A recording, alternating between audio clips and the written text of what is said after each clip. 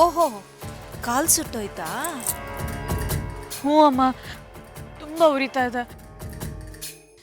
ಬರೀ ಕಾಲ್ ಸುಟ್ಟಿರೋದೇ ಇಷ್ಟೊಂದು ಉರಿತಿದೆ ಅಂದ್ರೆ ಇನ್ನು ಇಡೀ ಮೈ ಸುಟ್ರೆ ಇನ್ನೆಷ್ಟು ಉರಿಬೋದಲ್ಲ?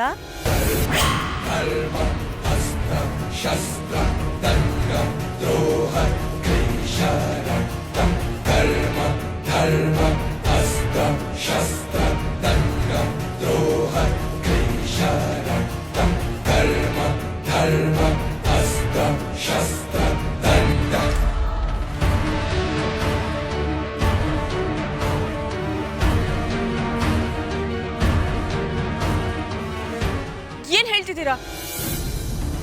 ಅಕಸ್ಮಾತ್ ಯಾರಾದರೂ ಕಿಡಿಗೇಡಿಗಳು ನೀನು ರಾತ್ರಿ ಮಲಗಿರುವಾಗ ರೂಮ್ ಲಾಕ್ ಮಾಡಿ ಬೆಂಕಿ ಹಚ್ಚಿ ಜೀವಂತ ಸುಟ್ಟಾಕ್ಬಿಟ್ರೆ?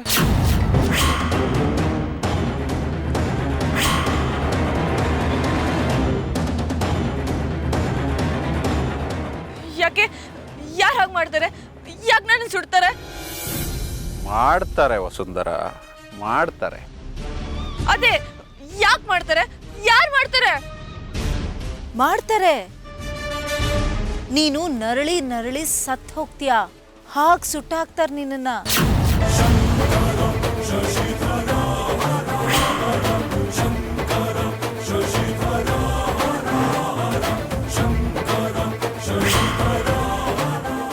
ಪ್ಲೀಸ್, ಯಾರು ಹಂಗೆ ಮಾಡ್ತಾರೆ?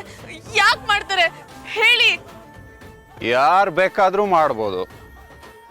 ಯಾರೋ ಯಾಕೆ, ನಾವೇ ಮಾಡಿದ್ರೂ ಮಾಡ್ಬೋದು.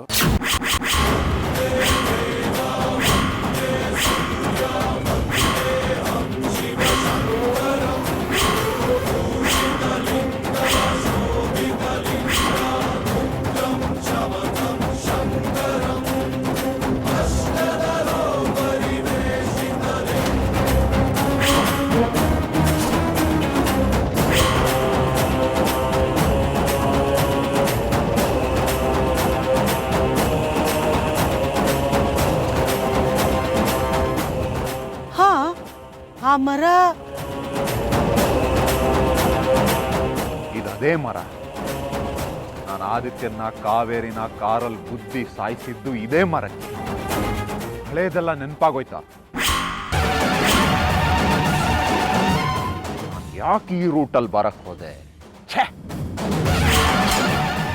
ಅದು ನನ್ನ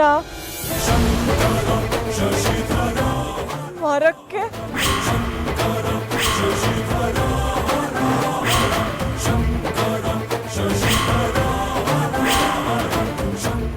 ಏನು ಹೇಳಮ್ಮ?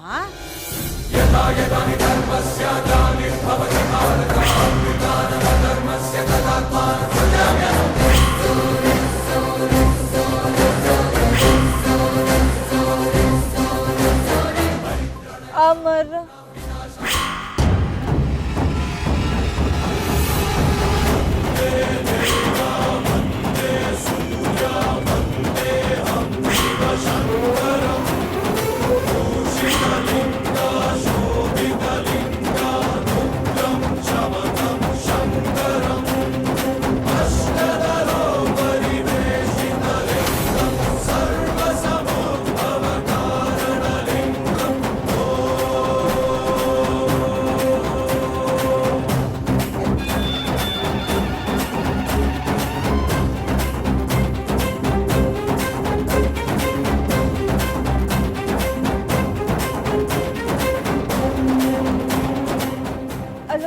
ಇದೆಯಲ್ಲ, ಅಲ್ಲೊಂದು ದೊಡ್ಡ ಪ್ರಾಣಿ ನೋಡಿದೆ.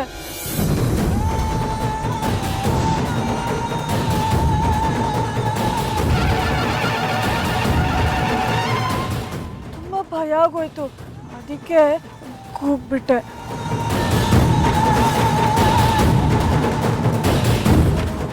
ಅಯ್ಯ ನಿನ್ನಲೇ, ಏನೇ ನೀನು ಒಂದು ಕ್ಷಣ ಎಲ್ರೂ ಗಾಬರಿ ಆಗ್ಬಿಟ್ವಲ್ಲ.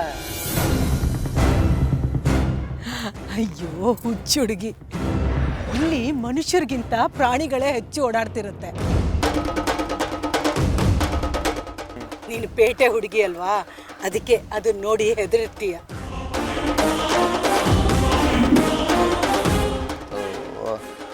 ಸರಿ ಸರಿ, ಟೈಮ್ ಆಯ್ತು, ಎಲ್ಲ ನಡೀರಿ. ಹೌದೌದು, ಬೇಗ ಪೂಜೆ ಮಾಡಿಸ್ಕೊಂಡು ಮನೆಗೆ ಹೋಗ್ಬೇಕು.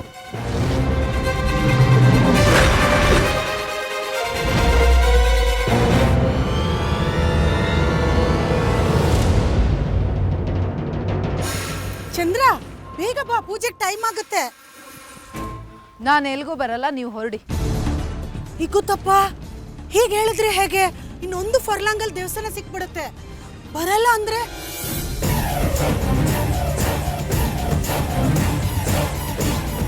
ಬಾ ಅಮ್ಮ, ಹೋಗ್ ಬರೋಣ ಪ್ಲೀಸ್.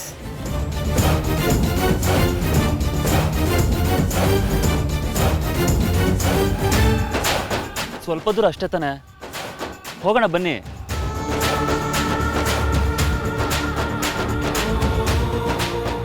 ಯಾಕೋ ಮನಸ್ಸು ಸರಿ ಇಲ್ಲ, ಬಿಟ್ಬಿಡಿ. ನೀವು ಹೋಗಿ ಬನ್ನಿ, ನಾವಿಬ್ರು ಹೀಗೆ ವಾಪಸ್ ಹೋಗ್ತೀವಿ ಅಲ್ವಾ ಚಂದ್ರ?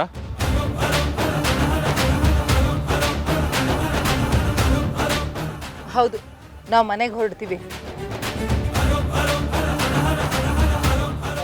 ಗಿರಿಧರ್ ಬೇರೆ ಮನೇಲಿ ಒಬ್ಬರೇ ಇದ್ದಾರೆ. ನನಗೆ ಯಾಕೋ ತಲೆಯಲ್ಲಿ ಕೆಟ್ಟ ಆಲೋಚನೆಗಳು ಬರ್ತಾ ಇದೆ. ನೀವು ಹೊರಡಿ.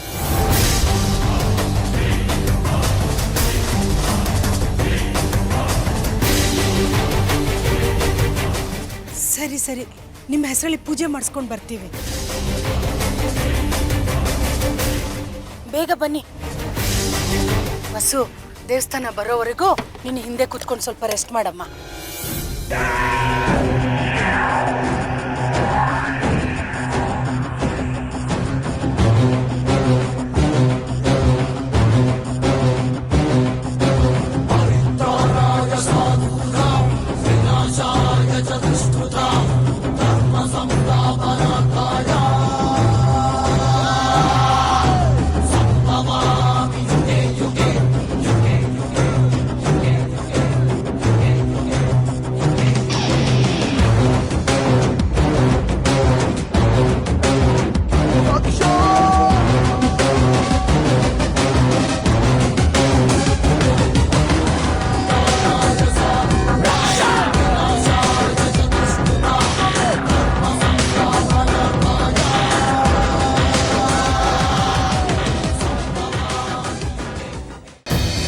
ಕಾರೊಳಗೆ ಯಾರೂ ಇಲ್ಲ, ಯಾಕೆ ಬಂತು ಇಲ್ಲಿಗೆ?